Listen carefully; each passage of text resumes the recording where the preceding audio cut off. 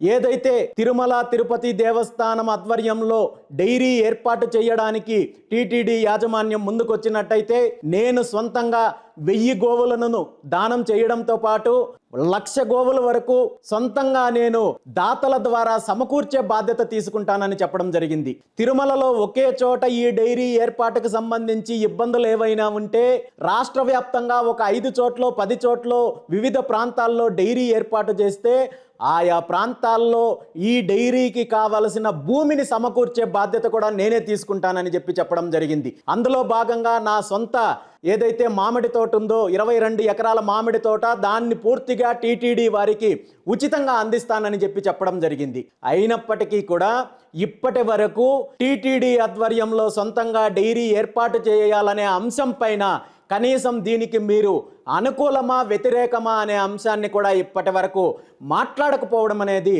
నిజంగా చాలా బాధాకరమైన అంశం. నిజంగా తిరుమల తిరుపతి దేవస్థానం ఆధ్వర్యంలో సొంతంగా డైరీ ఏర్పాటు చేస్తే స్వామివారి లడ్డూ ప్రసాదానికి వినియోగించే నెయ్యితో పాటు రాష్ట్రంలో ఉన్న అన్ని దేవాలయాల్లో ఉపయోగించే ప్రసాదాల్లో ఉపయోగించే నెయ్యి సమకూర్చే అవకాశం ఉంటుంది.